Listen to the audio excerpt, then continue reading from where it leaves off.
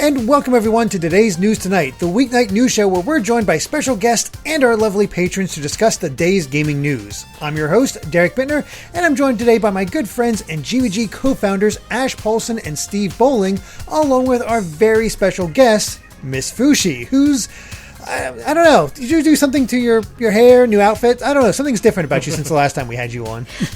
I ate a lot of blueberries over quarantine. Oh, that explains it. Yep, that makes sense. Okay, I couldn't quite put my finger on it, but that explains everything. Nice. Fushi, jumping into that VTuber life, how's it feel? It has been so fun. I've learned so much. Technology is amazing. Twitch is amazing. I really like it. Nice. You sound really happy, I gotta say. That's pretty awesome. I am very happy. and as I was saying before the show, you're rocking that pseudo Pyra Mithra look, so I'm like aces from me. Thank you. Yeah, I was saying it kind of reminded me of like a cross between that and Hatsune Miku, and that is a very good thing. So, yes, I looked at a lot of Miku when I was picking the colors because I'm supposed to be a space cat. I'm from space. I've got stars everywhere. Oh, awesome. Yeah, okay. yeah. I'm just really jealous that stuff like this exists. I know. I saw something in our chat before we started, Steve, that you need a Colonel Sanders VTuber. Oh, dude, I would totally. Oh, man, that's such a great idea. That would be so easy to make. That would be pretty great. Yeah. I need a Mega Man VTuber or something similar to it. There you go. Perfect. I don't even know what I do.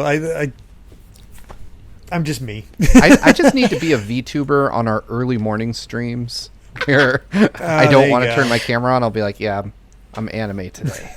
Dude, you don't even have to wear pants and nobody will know. Look, I'm not. I definitely have not worn pants for every TNT episode. I'm wearing pajama pants right now.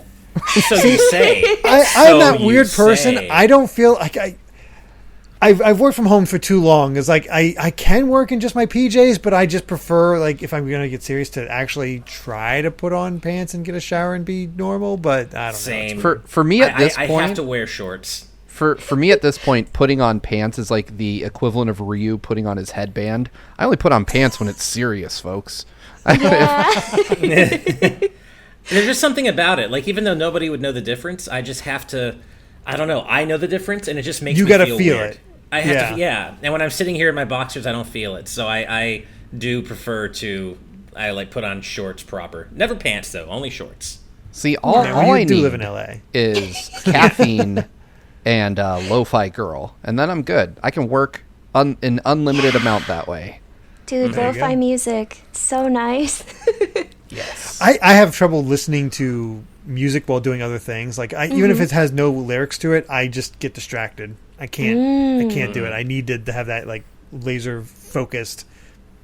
Yeah, it's just concentration on it. It makes it tricky, but oh well. I think. But before go ahead. I was going to say, Steve, we were talking briefly about this in the pre-show or before we started recording, but I have to say, even though you've told me over and over and over again how absolutely amazing Yakuza Like a Dragon is, I feel like I'm still ill-prepared for how amazing it actually is. This game is blowing my mind, man, and all the good things you said about it, it's even better. I won't go on about it because we have to get to the show, but this game is incredible, and holy shit.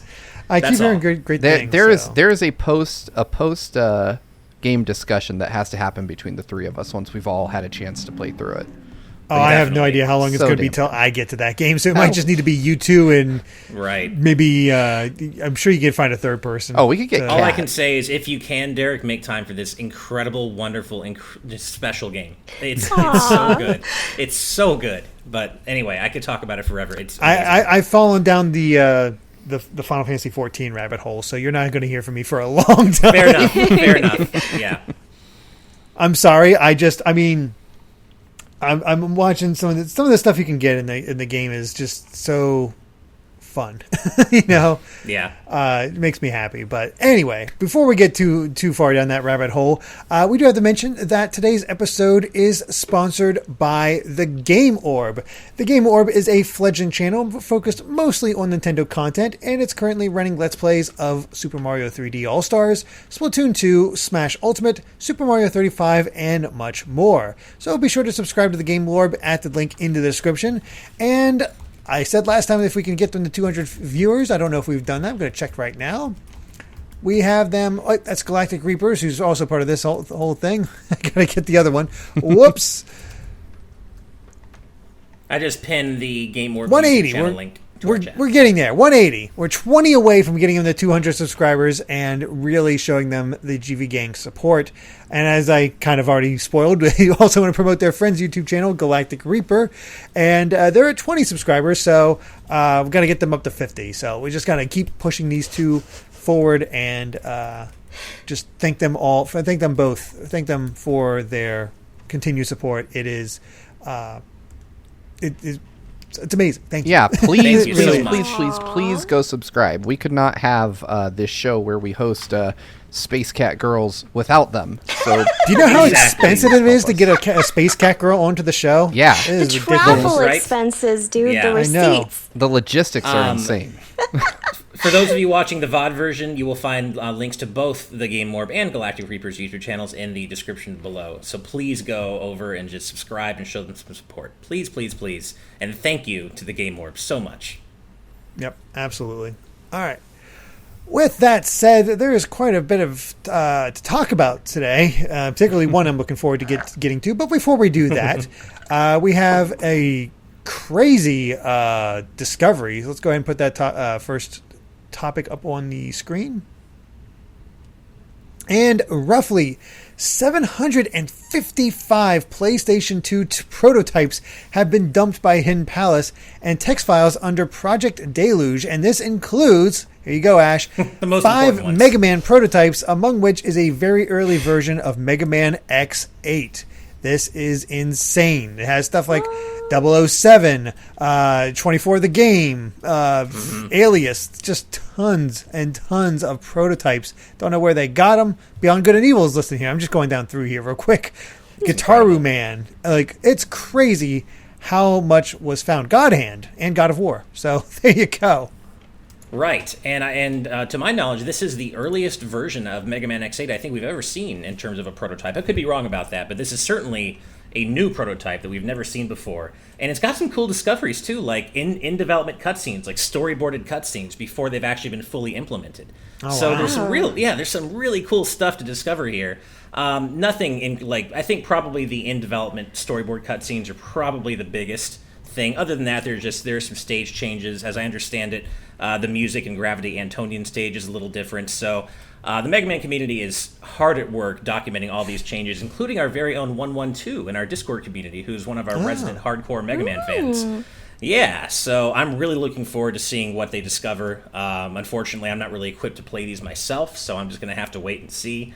But yeah, there's some prototype stages that can't be finished, and just different graphical changes. Obviously, a lot of glitches, but yeah, it's just really cool to see this. Yeah, Crazy. I'm curious how they got these, because they mention Yeah, that they were all on CDs. Like, so it's not like they Right. hacked a server or something. They got them on physical media and dumped them all.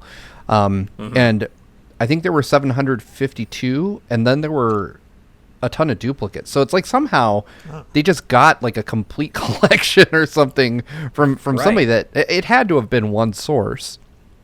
But whoever it is had an unprecedented level of or an unprecedented collection of these prototypes. So Yeah, because the crazy thing is it's from a bunch of different companies. It's not just one. It's just almost all of them. Yeah, I feel like these this- are just 5 Mega Man games. Like, there's so much else here to be discovered in other series and IPs and such. Yeah.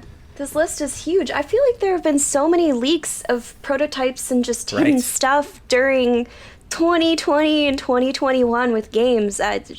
Maybe it's the laxer protections with people being at home or something. I don't know. Could Right. be. What was I going to say? Oh, yeah. For anyone who does decide they want to play the earliest Mega Man X8 prototype, there is a warning in this Google Doc I'm looking at that the cutscenes, the storyboard cutscenes, tend to flash a lot. So for anyone who's prone to seizures, know that going in and be very careful. So just, a quick warning from us for anyone who might be checking that out. Yeah, for sure. Before we move on, though, I do have one. We didn't make this a full news story, but I do think it's worth mentioning very quickly. Another little Mega Man-related bit is that Capcom has, for Mega Man Battle Network's 20th anniversary, they have put out a statement asking fans to be patient. And that could mean anything. They're asking for patience, and it could just mean shut up and leave us alone. Right. Well. This is promising, though, because Rockman Unity, this also comes from Proto-Dude's Rockman Corner, of course. Rockman Unity, Capcom's official Mega Man news outlet / blog, that laid out a slew of different Battle Network announcements, but most of those announcements aren't actually new, and they were outed before. But the post concluded with the following statement. If the world hadn't been in this situation, if the world hadn't been in such a state, meaning the pandemic, I might have had other plans to announce, but for now, I think it's time to be patient. Of course, washing hands, gargling, and social distancing are important too. It's always Rockman who beats the virus after all. I love that end of it. Right? But, so that could mean something. That sounds to me like maybe they have a collection possibly in the works, or they had something else that we don't know about in the works that got sidelined due to COVID. So let's just try to be patient. I know it sucks we don't have a collection yet, but the anniversary just started. So let's maybe, that seems to offer a little hope. So let's just, hope something on the way. Yeah, exactly. Yeah. It would be cool. We'll see what happens, but I'm still hoping for a collection. Same. Mm-hmm. Yeah. All right. Cool. Well, yeah, I mean, it's cool to have all these prototypes, but I really don't have a lot to say beyond that because it's for sure. Neat. I'm not the type of person to go through and I got to see what all the differences are. It's just like, tell me later. That's all I need to know. But it's neat for its own thing. Mm-hmm. Charlie Bird, Rockman EXE versus COVID.exe. Wow. Oh, man.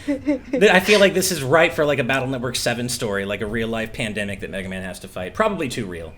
But yeah, we're not ready for but it. It is. We'll stick with the more realistic viruses like Robo-Enza. Yeah. Robo-Enza, exactly. Maverick virus. Oh, boy. All right, well, let's go ahead and move on to our next news topic. And Activision has confirmed that Vicarious Visions is handling the Switch port of Tony Hawk's Pro Skater 1 and 2 remaster on the, obviously on the Switch. I just said that. Sorry, I repeated myself. Which, it's cool that they're able to still have a hand in this sort of thing, despite being folded into Blizzard. I don't know if it's worth having that hope, but maybe having the hope that they still have a bit of autonomy to not be just stuck helping Blizzard with things, and then maybe just get beyond that once they're done with Diablo. Diablo 2. Right. I kept thinking Warcraft. I'm like, that's not it. That's the one they screwed up. Diablo's the one they're about to screw up.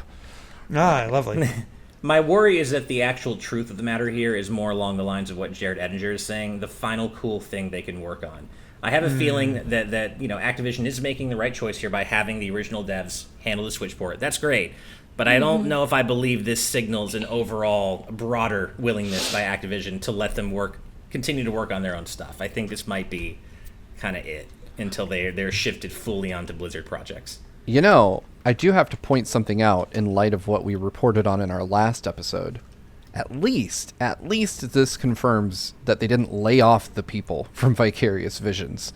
Yeah. Good point. I guess that's true. Oh, God, I didn't think about that. Amazing when that's the silver lining. Definitely silver lining there. Yeah. And I'm, obviously, as much as we want them to work, continuing to have their own autonomy, I'm sure the people who work at Vicarious Visions are mainly just happy to still have jobs. So that is definitely silver lining. Yeah. Yeah. Are you a Tony Hawk fan, Fushi? I am. I grew up playing Tony Hawk Pro Skater 2 when I was very small, and I played the remake for a good bit, and I really liked it. It's a beautiful game, plays really well. It was super fun.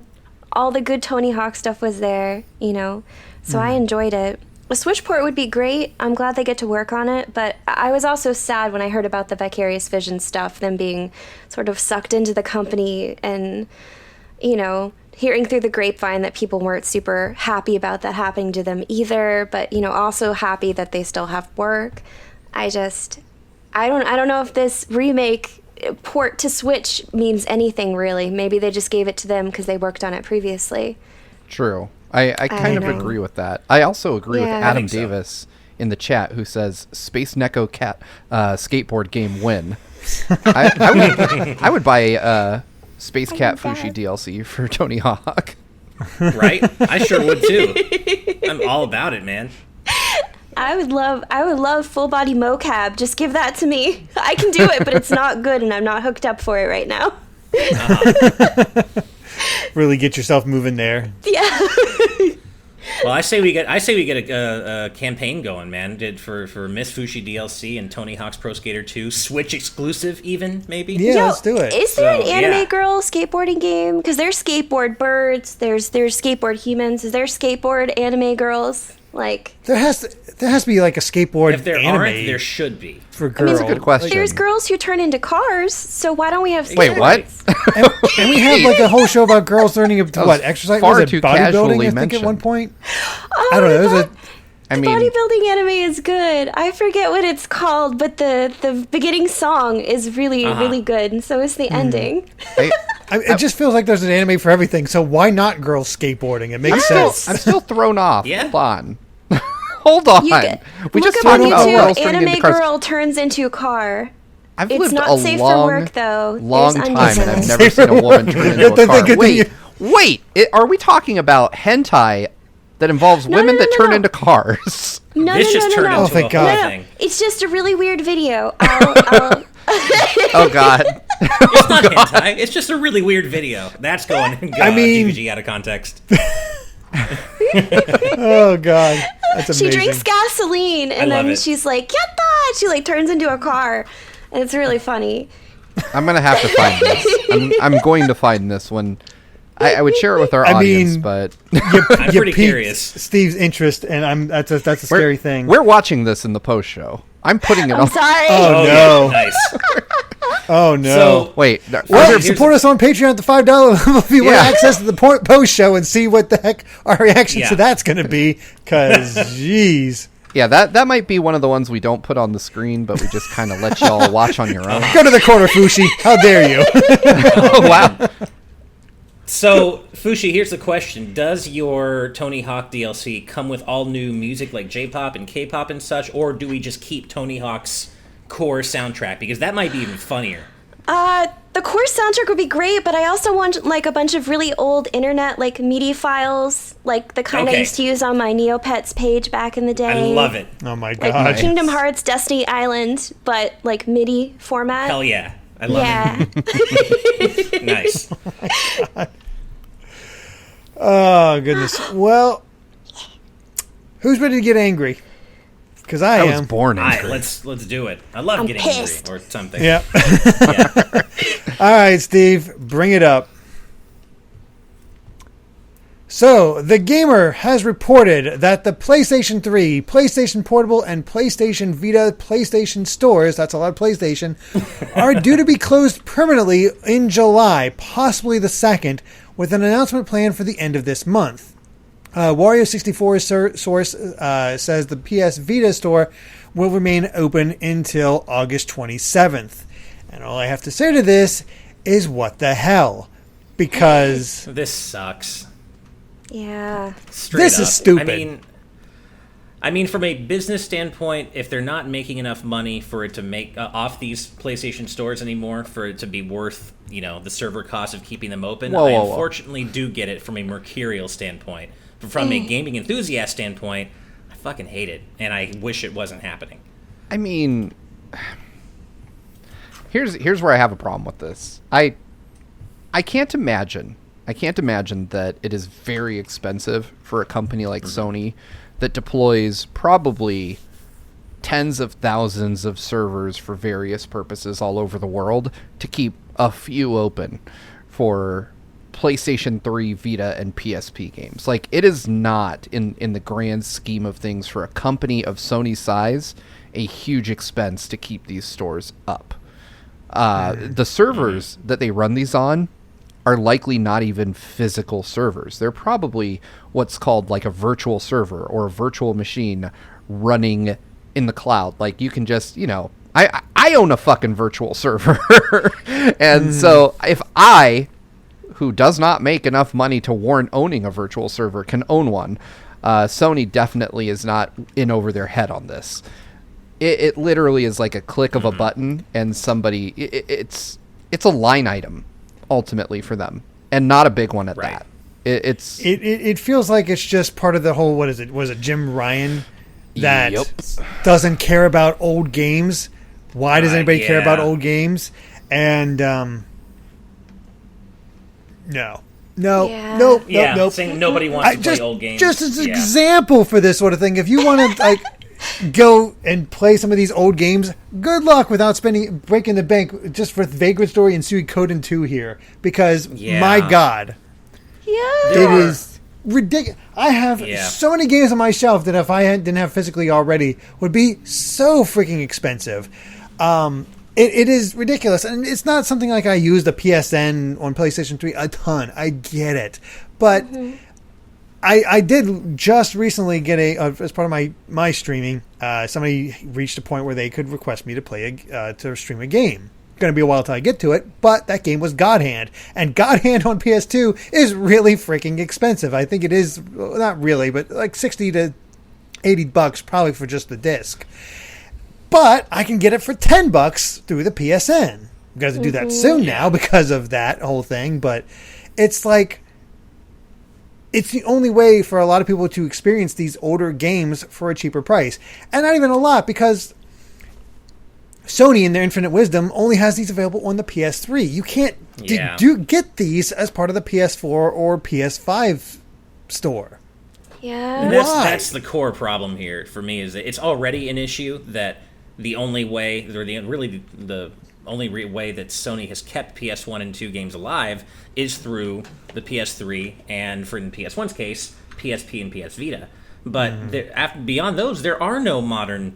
Sony has offered no official PS1 or PS2 solution. And so with the closure of especially the PlayStation 3 version of the store, we're losing access to so many games that otherwise have not been preserved digitally in a way that can be, in a fully legal way, if you don't want to deal with emulation and other such methods, right? So that's what really hurts, is there's so many games that are no longer going to be available in an official capacity digitally, and physically they're often way too expensive to make sense unless you're a collector. So this just sucks, and I wish Sony had implemented some sort of solution on PS4 and now PS5, and the fact they haven't, I know this all goes back to Jim Ryan, I guess, but people want to play these games, man. Like, PS1 and PS2's libraries are too damn amazing to be left to die like this. It's just not right. To say nothing of PSP and PS Vita exclusives. No, this How whole do you feel thing about this, sucks. Thank you. It's disappointing, because people talk about game preservation and then they're like, well, we need to have legal ways to get these games, but then companies don't necessarily want to give you legal ways to get these games, and so you either pay out of pocket all this money to play something that's not essentially worth that much, or you emulate it. And a lot of people are going to emulate. If they just gave us a consistent service where we could get these products, if I could purchase something for $10, vice like hacking a game console and going through all that trouble, I'd probably purchase the game instead of, possibly getting my system banned. But it's disappointing. I didn't have a PS3. I missed out on that, having a PS3. I went from PS2 to PS4. So there's games I haven't played, and I guess I don't get access to them unless I buy them physically or emulate them, which sucks. I just hope, I hope that Sony maybe has something even limited in the works for PS4 or now PS5. And they probably don't, because they seem to really believe that these games aren't a draw, these classic games. But even something like I can't believe I'm saying this because I'm comparing them to Nintendo's online offerings, but even something like Nintendo Switch Online, where you have access to a small and slowly expanding catalog of bespoke games, that would go some way toward. It's something, right? Agreed. So this just sucks. The thing I find weird is that like emulators are written by small but dedicated groups of programmers, like amateur hobbyist programmers. And Sony employs some of the most talented developers and programmers in the world. If they wanted to write a PS3 emulator for the PS5, they could bang that out in 6 months, no problem, and then just start selling games that used it. It would literally require, from a company with the talent Sony has, minimal effort. And they could, and I would, Apple proved it with music, and we're all just waiting for someone to prove it with games. People will gladly pay for a legal way to play old stuff. To easily play that stuff. That's how you fight piracy, to make it easy to get. Yeah. That's all you need to do. The thing is, instead, everyone is lazier than they are cheap. And if your laziness can override your cheapness, it will win every single time. Like, if I see a game available on PSN for $60, or I could go through a complicated means of stealing it, I'll buy it every time because I don't want to do. It's not that I want to give them the $60 every time, but I definitely don't want to go through the work of hacking a console and then staying one step ahead of everyone who's trying to punish me for it. It's just, come on. I mean, especially when you're talking about old games. And like Fushi said, some of these games are ridiculously overpriced now because they're not available. Like Suikoden, Vagrant Story. I don't want to pay those prices, but I'd love to play them. Misadventures of Tronbon. I could never get that one for the longest time because it was, God, you thought Mega Man Legends 2 was expensive, which I do have. But Misadventures of Tronbon, even more so. Like, it is ridiculous how expensive some of those older games are, and you want to get into the niche RPGs, you're in major trouble. Now, something else I saw on Twitter today, and I don't know how true this is because I do not know the development side of things whatsoever, but a Twitter account by the name of Does It Play, Does It Play 1 is the full thing, says the PS3 modding community better come up with a way to alter the kernel clock stat. If Sony are starting to shutter services on PS3 eventually, this will stop being on PS3 eventually this will stop you being able to sync the clock, and all those digital games get nuked even if you rushed and buy them now. So apparently there's something to the way it's set up where if the internal clock is wrong, it doesn't actually play them. What? Really? Wow. I don't know. That's why I wanted to kind of bring it up for Steve. I mean, I know if you emulate a Pokemon game with a time system, it'll just say there's an issue with the clock or something like that. But the game will still play. That's so strange. So I'm not familiar with how DRM works on the PS3 because, like I said, I'm lazy. But I know that a lot of systems in other things that I'm familiar with, will look at a time server and say, hey, if you're more than 5 minutes off of what we believe the time should be, we're not going to function. And it could very well be that Sony has set up the PlayStation 3 to look at some internal PSN related server and say, hey, we read the time as 10:55 and this guy's console says it's 11:55. We're not going to allow him access to his game because he's messed with something.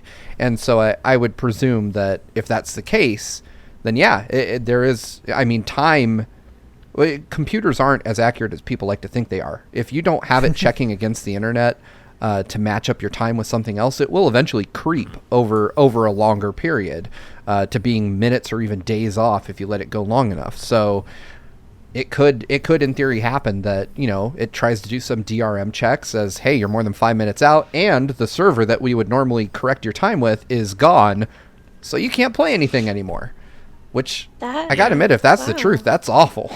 That is really awful. That's even worse. That would be really bad for, Switch, because I time travel in Animal Crossing all the time, so I'd be in so much trouble. Yep. Apparently it's even worse. According to this whole thread, it's even worse on the PS4 because their CMOS battery, a CMOS battery death kills the disc playback as well. So you wouldn't even be able to play discs. Well, a CMOS battery is trivial to replace, but you would need like at least cursory level hardware knowledge. It's so which I don't have. I can't believe it's 2021 and we still have consoles and hardware that literally have that same like watch battery that's in old NES Zelda games. Oh my God. That's what a CMOS battery is in a lot of things still. And when it dies, various things can stop working. But if you can open up a PlayStation, you can just put in a new watch battery and it'll start working again. And you'll probably lose some stuff, like you'll need to reset the date and time and stuff like that. But I didn't know the PlayStation had one of those in it, or the PS4 had one of those in it. That is kind of absurd. And it's just so weird how, in a macro sense, how preservation averse the game industry is. It's just the game industry is so bad about preservation. They only want you to buy the newest things, and no, there's good old games out there. Let us buy them. Let us play them. And look, to be fair, or to play devil's advocate, it may well be that Sony has done market research of their own, and the results of that research have borne out that people, by and large, don't want classic games. I have a hard time believing that, though, and when I think of like a theoretical PlayStation Classic subscription service, that it wouldn't even have to be like Nintendo Switch Online, where it comes with what you already have. Even if they wanted to charge like $5-6 a month for a PlayStation Classic subscription service, I feel like that could really do gangbusters. Oh God, yeah. Yeah. Mm-hmm. I mean, I something that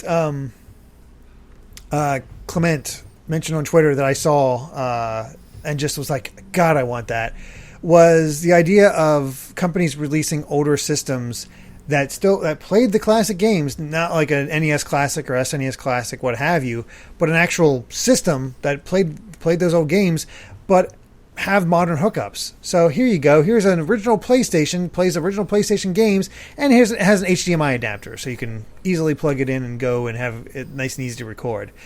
I would buy the hell out of that. Mm-hmm. That'd be so useful. Yeah. But they're never going to do it. And as Jake Pelka points out in the chat, most PlayStation Classics aren't necessarily Sony games. And that's, I don't know if I'd say most, but many of them aren't, and that's true. But I still think that Sony could work out deals. They could work out licensing deals where they license specific classics from Capcom or Konami. How many Netflix shows or how much stuff on Netflix actually is owned by Netflix, you know? Yeah. Exactly. Yeah. That would be great. Man, this is such a shame. This is such a shame. There's so much money to be made, it's like they don't want it. Yeah. Literally. Yeah.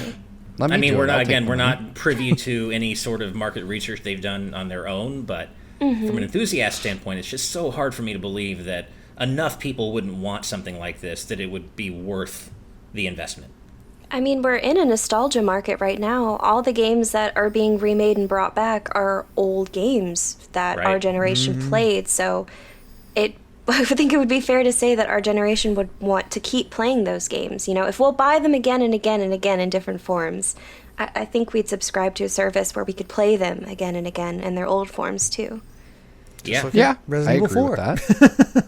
Everybody says they want the Netflix of games. I'm down. Just make it happen with somebody. Anybody. That would be so nice. You could just click and be like, all right, what am I playing tonight, hun? And just sit down. That would be the one Netflix and chill where I'm actually more interested in the Netflix. And we've seen the beginnings of a prototype version of what such a thing could look like with Nintendo Switch Online, but flesh it out into a full subscription service, and you got my money for sure. I would argue we're seeing more of that vision with Xbox Game Pass right now. Good point. I love Xbox Game Pass so much. Mm-hmm. It's great. Yeah, it is the best deal in games. And if Nintendo, I mean, it is ridiculous to me that Nintendo has not copied that yet. It's ridiculous that Sony hasn't copied it yet, because both each one of them have great lineups. Yeah, I think the key thing is that Microsoft or Sony and Nintendo have greater value in their first party offerings than Microsoft does. And that's why they're like, well, we know we can sell Breath of the Wild in 2021 for $60 and people will still buy it. Whereas Microsoft is thinking, they'll just, by adding games like Halo Infinite to it, they'll get more subs. And I agree, as a consumer, goddamn, do I love Game Pass. I don't have to worry about every single Xbox game I could ever want is covered. And if I had that on a Nintendo platform, God, that would be the dream.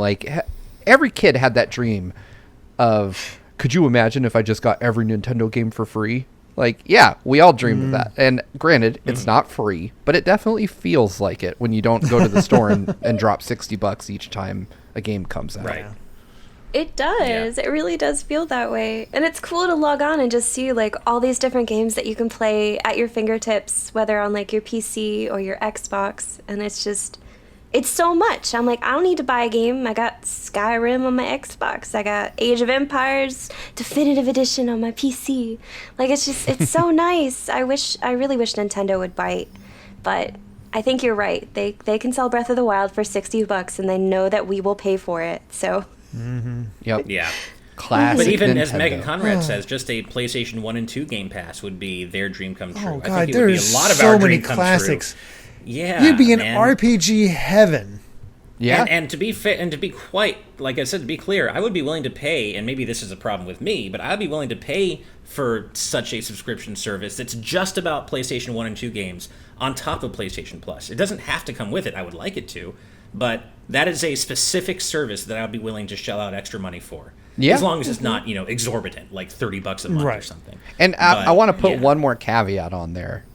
As long as it's also not like PlayStation Now. I want those games to be running on my definitely. PS5. not Not streaming. in the cloud. I don't want to have to be online to play them. I want it to be just like Yes. Game Pass. I download them and I can pull the internet cable out of the PS5 if I want to and just play them. Yeah, totally agree. Yep. That's the dream. I'm getting. If we go further, I'm going to upset myself. I know, right? All I'll say is I need to do some. I might need to start looking at a wish list. Yeah. Putting some money aside for some of those classic games. It's like, well, because it really comes down to, all right, how much is this on Amazon? How much is it on PSN? All right, PSN it is. Yeah. Derek's going to be like one of those folks on his Twitter where instead of a location, he just has an Amazon wish list link. He's going to be like, buy me whatever you want. I'll stream it for you. I just noticed that this story actually made Fushi cry. Her avatar is crying. I mean, Sony, how can you get away with that? Oh, You made wow. her cry, man. Come on. It's brutal. Come on. It's not okay. I'm still working on it because my eyes mess up when I close them like this. It cuts through my skin, but it's not very painful. It's okay. Cat girls have very strong emotions. Yes, yes, they do. All right. Well, let's get off this hate train, I guess. Hate train. Maybe. Bad vibes train. Bad vibes train. Move on to our next topic. All right. All right. There we go. OBS was mad at me for a sec. It's on screen. That's okay. But Capcom has kicked off Resident Evil's 25th anniversary by announcing a new Resident Evil showcase presentation for April. I actually missed this. I saw they celebrated it, but I didn't realize they were doing a showcase. Basically, it'll come in April. They're not spoiling any surprises, but apparently it'll contain some things. But one other thing we can look forward to is, of course, the Resident Evil Reverse open beta. That'll be going from April 7th to April 11th. Apparently, it's only for PS4, Xbox One, and Steam, but I guess you could just still get it on PS5. interesting. Yeah. We got to stream that, though. Like, even though I'm not Yes. super excited about it at all, but, that's still, it would be something fun for us to stream together just to see what it's like. Yeah, agreed. And you know what? I find that even if it's a bad game, if you're playing it with friends, it can still be really fun. Totally true. Sometimes true. playing a bad game with a group of friends is more fun than playing a good game because you guys all kind of share your misery together and find I mean, that's ways what to happened make with Fight fun out of Crab. it. Yeah.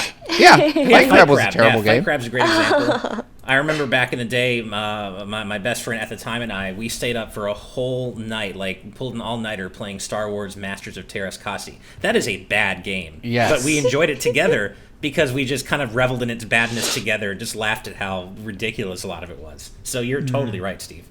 Deadly Premonition was like that for me and my friends. Oh, yeah. I still want to play yeah. that. Oh, man. I really still want to play that, yeah.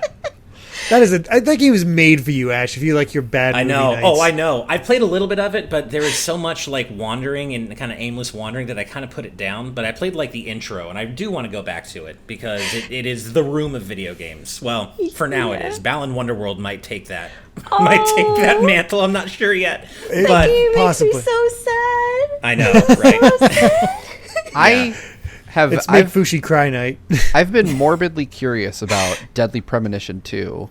I'm friends on Facebook with Swery, and I've been friends with him since he announced Deadly Premonition 2 throughout development, or throughout as much as I've known. It's not like he posts development updates on his Facebook, but I did note that seemingly like almost every night, dude was out drinking. Like, he even hashtags his Facebook post with drinking and like puts pictures of what he's drinking on Facebook. And I'm like, this game's gonna be bad or really good, but nothing in between. And so, like, the minute I saw Digital Foundry's video on the game running at like 10 FPS on Switch, I was like, yep. I guess the drinking was for a reason. Yep. I guess so. Oh, because, well. the first game obviously is a mess, but it wasn't that much of a mess technically. It wasn't great, but yeah, Deadly Premonition 2, at least from the footage I've seen, and I watched the Digital Foundry video on it too, it was like taking the technical jank to a whole, not even just to a whole new level, like a whole new universe. And I was shocked at just how bad the performance was, on top of the visuals themselves being so poor. Yeah.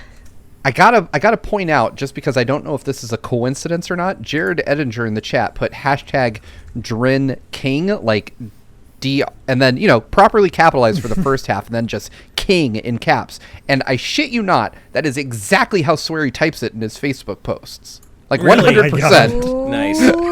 I wasn't gonna get that detailed about it, but either you are friends with him too, or you have some kind of interesting alcoholic mind link. So, congrats. By the way, we appear to have some breaking news. Yeah, I was just about to mention that. I just found it, Ash. I just looked it up. Cool. You got it. It was mentioned in the chat, completely off script. We'll probably have more to talk about this next time. But Niantic just announced that they're partnering with Nintendo to create a Pikmin AR game. Yes. It says they're developing an app based on the Pikmin franchise. The app will include gameplay activities to encourage walking and make walking more delightful. Slated to launch later this year, this will be the first title created by our Tokyo studio since it was established in April 2018. We'll share more details about the apps in the coming months. So yeah, Okay. Pikmin AR game. I love it. Yeah, I'm mildly intrigued. I'm not a big Pikmin guy myself, but I know Pikmin fans, and I can tell from our chat here, are very excited about this. So even though it's a mobile game, maybe this will be, a Pikmin game that fans want. I like Pikmin. Yeah, Pikmin's good. I could just imagine, like, build up your army of Pikmin, and then you go to this spot and you fight a Bulborb or something like that, and you lose how many Pikmin, and you got to sort of manage your resources or something like that, and you got to go to these spots and you pluck new Pikmin out and you got to raise them or stuff like that. There's ways to make this type of AR game work. Aww. I play Pokemon Go too, so I could easily be like, all right, catch Pikachu. Now I need to fight a Bulborb. And then, get a Totodile, and then gotta go get these Pikmin over here. Like, switch back and forth. I like the idea. I think Pikmin works a little bit better for me than Pokemon Go. But I do dread the moment when I lose a ton of Pikmin to an enemy, because I always felt like that was kind of gut-wrenching when I was just sitting in my room playing it on a TV. But being in the real world and seeing it happen might be a bit harder to process. Like, I guess I could always just look and be like, yeah, there's nothing actually there, and I'm okay. But there's nothing there because they're dead, Steve. Oh, God. My Pikmin! I just collapse in the middle of a public park. No! Scream to the heavens. I'll have to see more.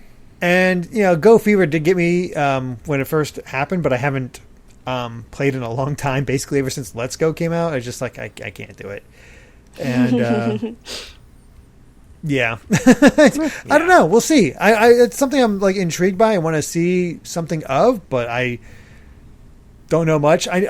We'll see if Niantic can make this work again, because it certainly did not seem to work out for them with their Harry Potter AR game. Right. Oh, yeah. I didn't like that one. I was really into Pokemon Go. My wife and I both were really into it until we just kind of... Well, actually, no, I know when we stopped being into it. It was when they disabled all the trackers. Because not that we wanted a GPS spoof, but we did enjoy using trackers to then go out and catch them. And so we know we weren't like necessarily wandering aimlessly and wasting time, but we still wanted to go to the places and explore and catch what we knew was there. But when they shut down all those trackers, it just some of that appeal was lost to us, I think. That makes sense. Mm-hmm. I can understand that. Definitely. Yep. But well, anything else that we didn't say about the Resident Evil 25th anniversary? Any big hopes of apparently this presentation? I was in a video classic collection of all the original games. I'm really excited. I'm not the biggest RE fan, but I'm interested in Village just enough, and I would really like to see where the series is going to go. I don't know. I hope that we get. I'm not excited about RE-verse at all. I think it looks terrible. But whatever, a bad game can be a good time still. So Village, though, I think is really just going to be the big thing, right? I can't imagine they're doing much else. I know Alex Anziel just published a book. He works with limited run games and is kind of in and around the Japanese games industry quite a bit. John and I both appeared in a video he did very recently. Came out today, I think. And I don't know. I'm excited to see it. I've grown up around Resident Evil, but it hasn't been like my biggest... it's not one of my top franchises. I know you guys probably have a bit more love for it than I do. I there's some good memories attached to the original Resident Evil. I believe I've told this story multiple times, at least on GX, but for those who weren't aware. But I remember there was a sleepover that I went to when I was younger, and most of the friends were playing Halo, but there was another TV that we had nearby. It's because somebody had nice, furnished basement, and I was playing. They were playing Resident Evil. I brought over my GameCube version, and they were playing that, and we're all kind of sharing the same couch, just pointed in different directions. And during the Resident Evil, they got to the part where you go down the one hallway and the dog jumps through the window.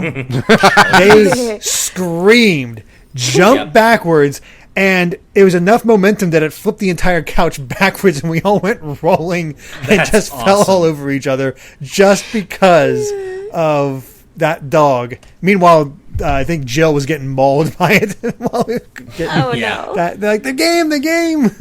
I remember when I first played that as well, and that exact moment scared the shit out of me. And I think that's a common story for a lot of people, because that glass breaking sound effect it was recorded to be so loud in comparison to the ambient music you're hearing, I think, at the time. And it's just, it makes you jump. It's a great jump scare.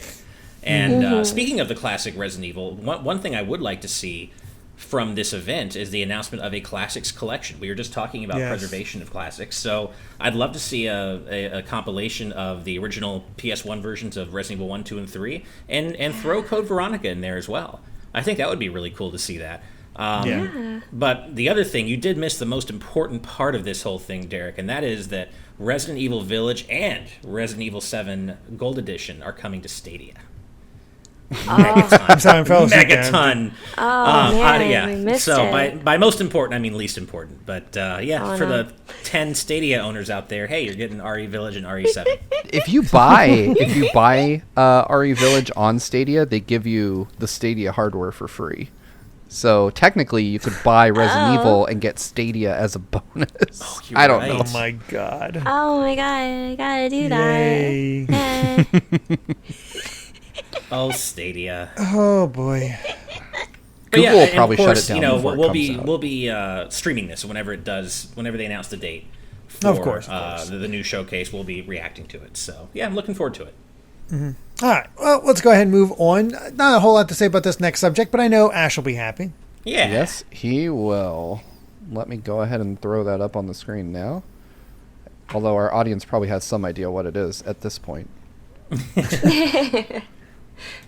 All right. Well, Fall Guys Season 4 has started today. What is different about Season 4? I have no idea. It's got some vaporwave shit. Yeah, that's what I'm saying. I love the vibe of it. Like, Season 3 was winter-themed, and this one has kind of a retro neon space aesthetic with a kind of a whole vaporwave feel to it. I'm looking at the trailer right now, and I think it looks really cool. And I guess there are 7 new stages, apparently, so... some sort of pinball flipper one, which actually looked pretty right. pretty clever. Yeah. So I'm digging this, and thankfully Mondays is usually when I get together with my 2 buddies and we play Fall Guys together. So we're gonna jump into Season 4 tonight and see what we think. Yeah, I might actually try this tonight as well. This has kind of a retro future, like 80s future aesthetic to it. Eat your heart out, Cyberpunk. Exactly. Oh, man. I wanted Cyberpunk to be what I hoped it would be so bad. We all had dreams, and those dreams were dashed so quickly. Yeah. I would play Cyberpunk again. If once they say their content complete or whatever the hell they're supposed to be planning with this thing, I would go back and run through it again. I actually enjoyed playing through the story, but yeah, there were just loads of problems. But this Fall Guys update, because I want to get back to that, I actually am more excited for this than I have been for any of the other seasons. This actually looks appealing from the trailer, and I don't think any of the other seasons have managed that so far. When I saw Season 2 and Season 3's trailers, I was like, I don't need to come back. I played it at some point and realized it was actually fun. But Season 4 is the first one where I've seen the trailer and thought, damn, this actually looks really fun. I'm going to hop back in to try this. Right. So good on Mediatonic for actually putting out a trailer that makes me want to try the game. Hopefully it bears out that it is as fun as it looks. That's like such backhanded praise. Like, oh, thanks for making a trailer. Actually makes me want to play your game. Yeah, I mean, I hate saying it that way, but it just honestly is the truth. It hasn't looked appealing from a social media perspective. I have not seen anything that has made me feel like I needed to pick up, update, and play the game. Even if the game itself actually did turn out to be fun the last time I played it, the marketing had nothing to do with that. It was just me and my friend being bored and trying to find a game to play and lucking out. Have they added any features for playing with your friends any more so? Because I remember that's a snag we hit where if you have more than 3 friends... This new update adds that. Yet, so does it really? This new update adds squad shows. I don't know how big your squad can be, but it did say squad shows are a thing now. Because I saw like 4v4 was something you could do, but I don't know anything more than that. So the weird thing is, and I thought this was kind of a major turnoff for me, was that they had the tools to make this happen, but they were keeping them held back exclusively for like really big time streamers. Basically, you could work with Devolver or Mediatonic directly if you were big enough for them to care and say, hey, I want to do a stream with just my community. And they would somehow set you up with a private server to play on. And I think now they're just opening that up for anybody, which is cool, but obviously if the capability existed, you might have just rolled that out sooner. Yeah. Yeah. Up to Season 3, it was just still the 3-person limit. So I'm happy to hear that appears to have been, or it sounds like that's been expanded in Season 4. I really enjoyed the Season 3 whole aesthetic because it's winter, and I just love winter in real life. But I have to say, even though I liked Season 3 and the trailer did pull me in, Steve, I agree with you that this is the most exciting Fall Guys has looked, even despite how much I like Season 3. So I'm genuinely looking forward to jumping in and checking this out. Real quick, have a small piece of breaking news here. Aaron Bird has upped their pledge from $5 to $10, joining the producer tier up from live audience. Thank you so much. Thank you. It's been a while since I got to read one of those. It feels good. Yeah, it does feel good. Well, actually, just it's not on the news here real quick, and I just wanted to mention it real quick because I saw people talking. People always conflate Fall Guys and Among Us, and we don't have the news topic on here, but Among Us did announce that map, the new map, is finally coming on. What is it, Fushi? The 31st? I am not 100% sure. Was it posted in the thingy? Let me see. But Did yes. someone say... Yes, the 31st, according to Jacob Yu. So Yes, I found it. Yes. Yes. Now this So, is hey, cool, a new map to kill each other on. Is this That's the cool. airship map that leaked early on Switch? Yes. Okay. So I'm excited. you can officially play on it and kill your friends. I still Ready need to to play this murder. game. Nice. Be ready to murder. Everyone. Oh god. Anime cat girl getting dark in here. Yeah. Yep. All right, well, let's go ahead and move on to our next one before Fushi gets a little too murder happy. All right. All right. Sakurai has acknowledged the request for a Kid Icarus Uprising remake and sequel, or whatever, but says it would be, quote, difficult, which, yeah, I get it. Do it Sure. anyway. I know, right? It's like, Damn. I get it, but I really want it anyway. But, of course, I trust Sakurai when he says it would be very difficult and probably not worth the effort, given, how Kid Icarus Uprising didn't exactly light the sales charts on fire, even though it should have. But that's a different conversation. Hold on. He I get picked it. objectively the worst fucking control scheme he could. I mean, If to he be wants fair, to but- blame but- Kid Icarus Uprising's poor performance on one thing specifically, it should be the fact that you had to put your 3DS on a stand and use only the stylus to play, or the stylus see- and the buttons. Like, what the hell?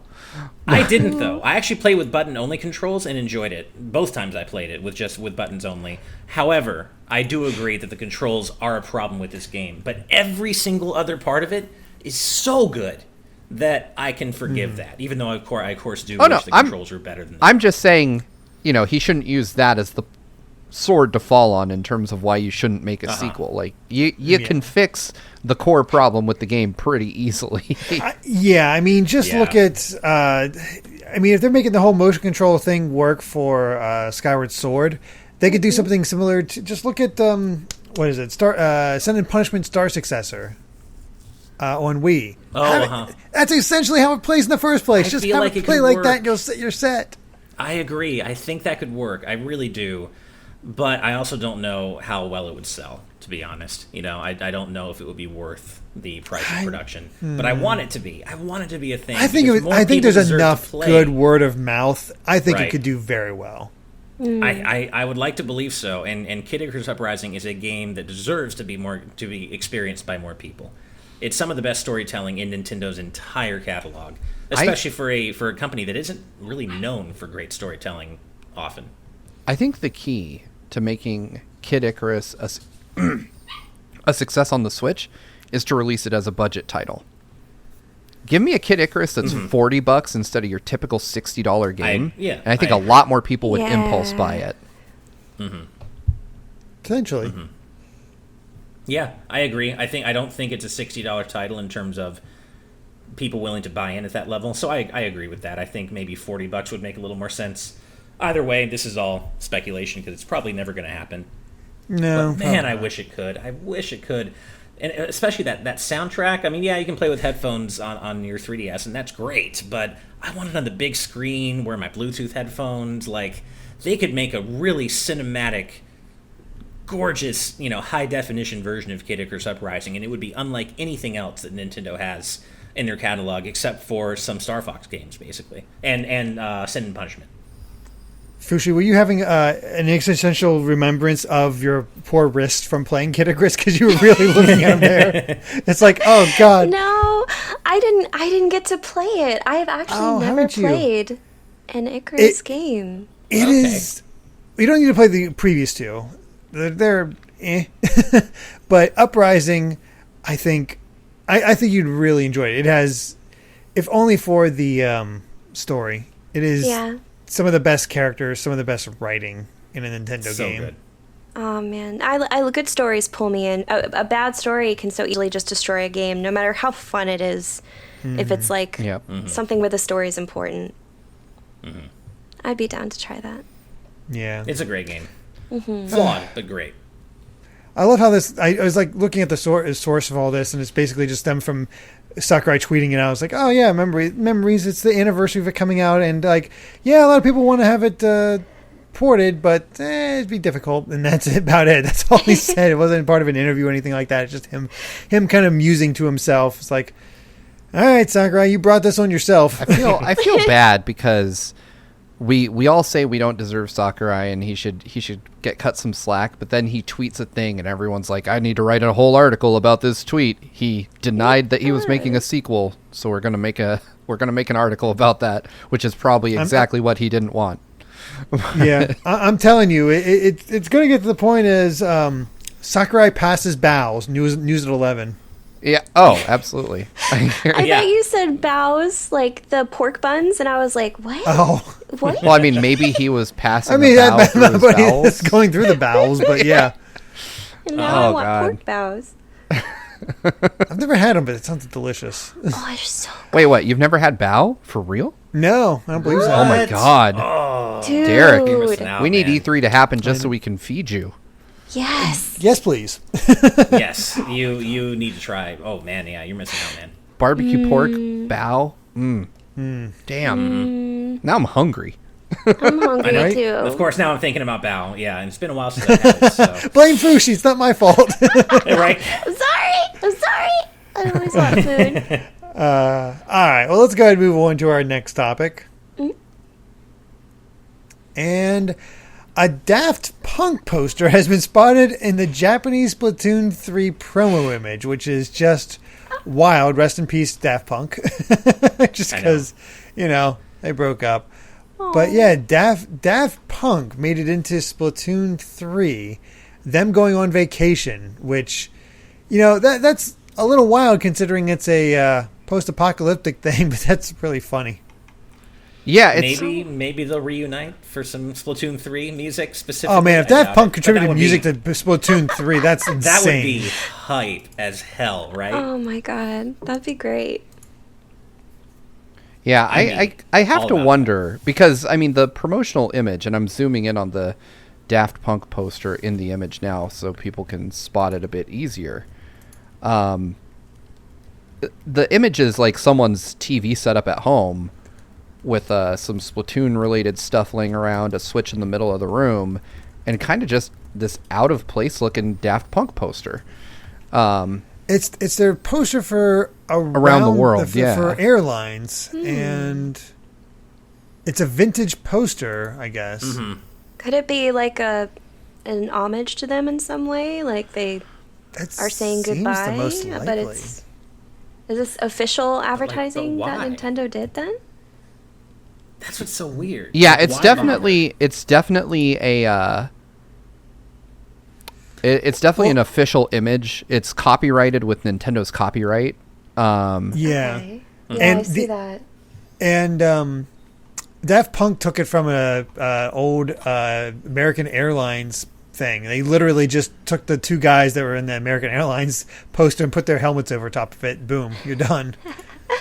Yeah. So I don't know why they made it though, as far as what it but it's still kind of funny. Yeah, it's a weird thing to tease if it is a tease. But man, I just want to go on record as saying if Daft Punk is somehow involved in Splatoon 3's soundtrack, like even if it's just that they licensed existing tracks and used them, or maybe redubbed the vocals with like Squid Kid vocals, god damn, I would be here for it. That would be awesome. Super into that. And there are some people in the chat saying, plot twist, the new idols in Splatoon 3 are actually just Daft Punk. Which would be like Squid Kid versions of down. Daft Punk. Yeah. That'd be so cool. That would be actually really cool. Yep. I'd be down for that. That would give kind of a chaotic vibe too, like people wearing weird robot masks. Right. And stuff like that. I could see it working. Like they're a post-apocalyptic version of idols. Which, more robotic and whatnot. Yeah, it is kind of interesting that Splatoon 3 did not give us our idols for this one. We don't know what because we're dealing Daft with. Is Punk. it Callie Marie? Is it Perla Marina? Is it somebody else? Yeah. Right. What's gonna happen? It's got to be aquatic-themed names. I mean, what would you even go from? Callie and Marie, Calamari, Pearl and Marina are very obvious. I don't know. Marina. I don't know. Got all different kinds of fish. There's a ton of fish Tides. out there, and they have all kinds of. Oh right! Oh wow! You can tell it's been a while since Pearl and Marina weren't revealed until a month before launch. Mm. Oh, that's true. Kind of forgot about that. Bikini and Someone in bottom. chat said bikini bottom. Yeah. I like that. No comment. Bikini. I like Aqua and Man from Jake Pelka. This is man. Just man. It's like a regular 30-something guy. He's like, what the fuck am I doing here? Oh, Yeah, Z Patty, I actually love that. Sue and she. Ooh, I like that. Aw, me too. That's clever. Yeah, that's great, actually. I actually really like that. Oh, Sue Squid and and Kid she. I like. Oh man. Squid and Kid. Surf and Surf and turf. turf. Oh, it's so good.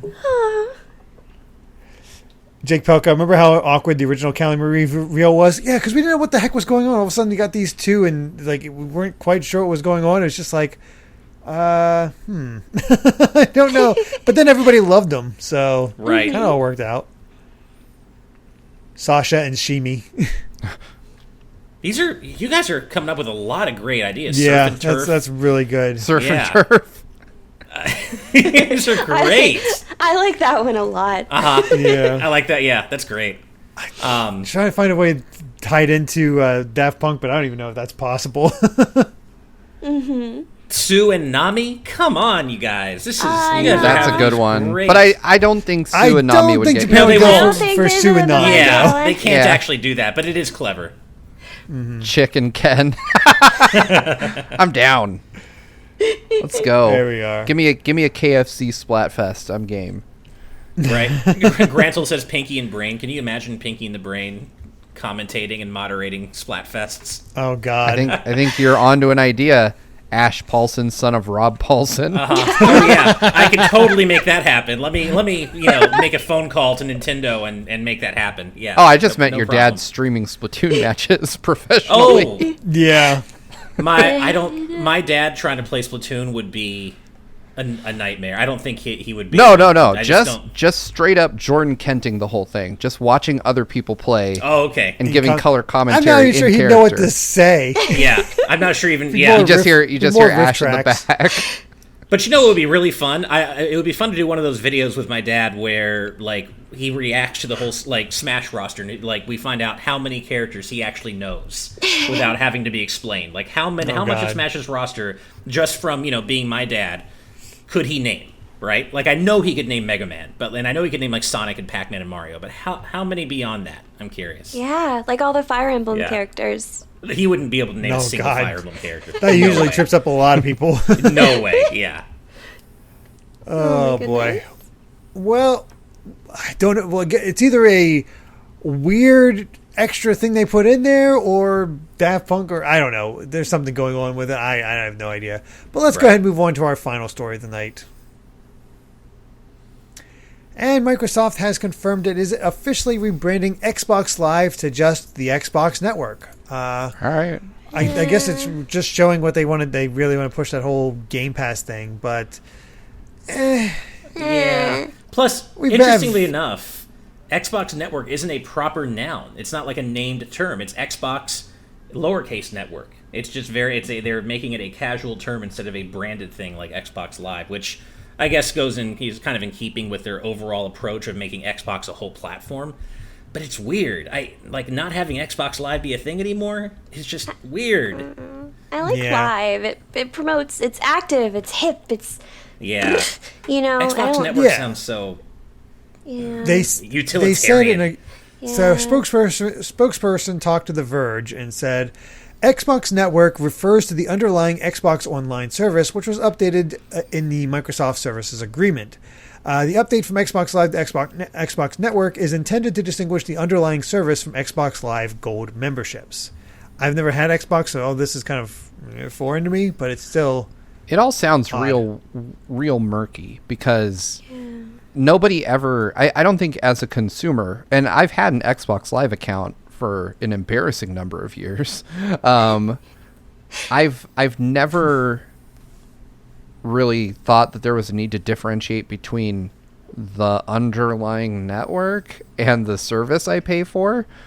To me, they're all the same damn thing. So, because in a weird way, that statement reads like, we're still going to call what you subscribe to Xbox Live, but we're now making some weird distinction between this Xbox Network thing and the service you pay for. I don't know. See, I don't get it, because Live is like this known brand, and Microsoft just loves to muddy the waters when it comes to stuff, because they've had the most insane, I guess, let's go with that, naming line for the Xbox. So you go from Xbox to 360 to One to Series X and S. And the one thing they had consistent was Xbox Live, which even had, back in the day, the very easy XBLA, Xbox Live Arcade, really rolled off the tongue and sounded cool. Now, I don't know. It seems strange. Well, Microsoft has always done this weird thing where they play with this service and do different permutations of it.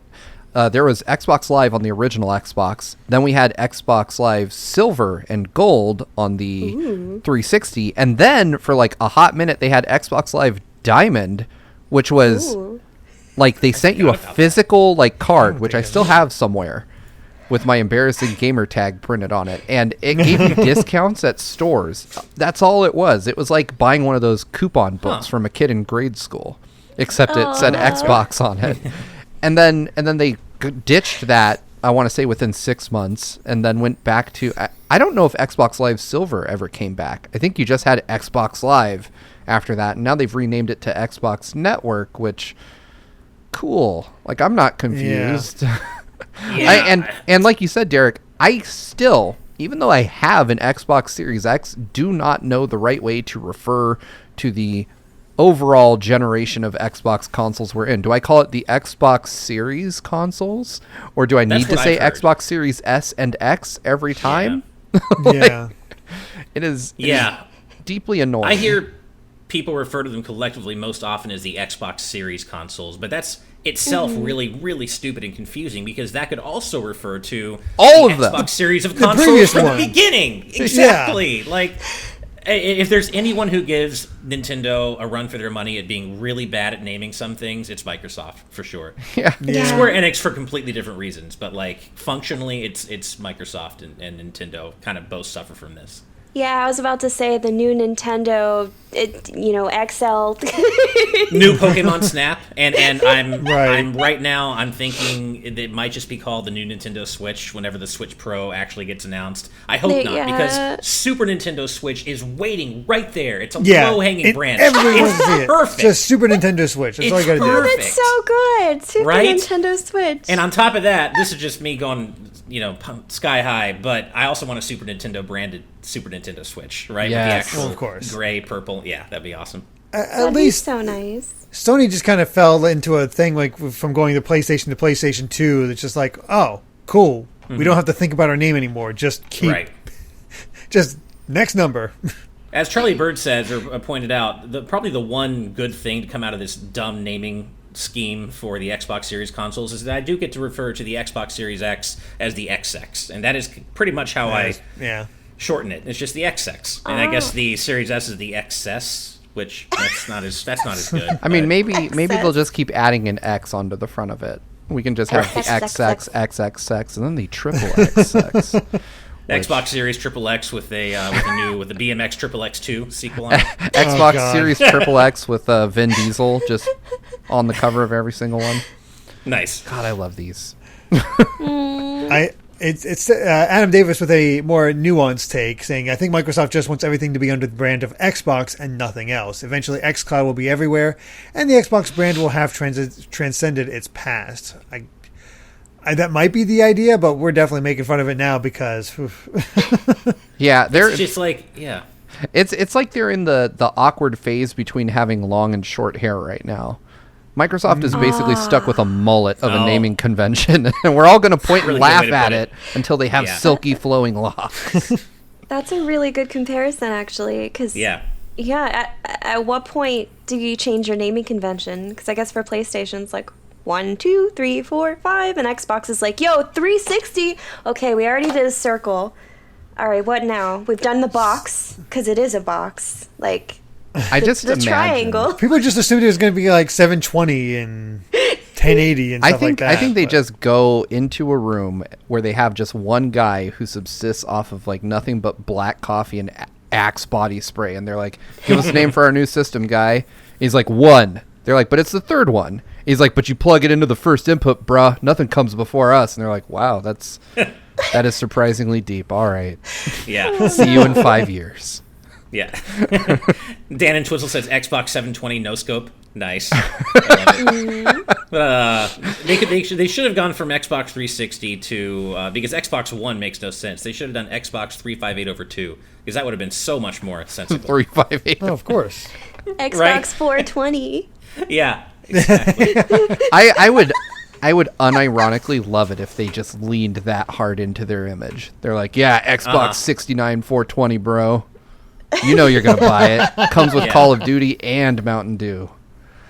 Like, fine. Shadow Ditto in with a potential Mega Man reference. I don't think it is, but the Model X, that's a Mega Man ZX reference. So you could just go Xbox Model X, Xbox Model ZX. There's so many things you could do with it. I mean, honestly, Xbox Model X would have at least made a little bit more sense. I agree, actually. Yeah, actually. Yeah.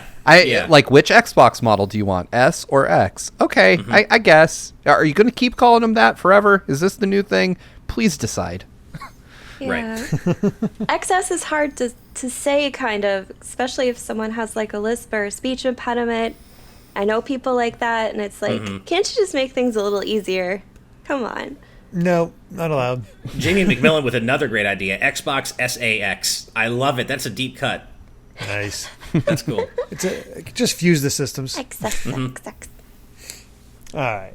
Well, I think with that, we have covered all the major headlines from today's news. But before we sign off, Fushi, where can everybody find you at? Where can we go to the land of cat girls?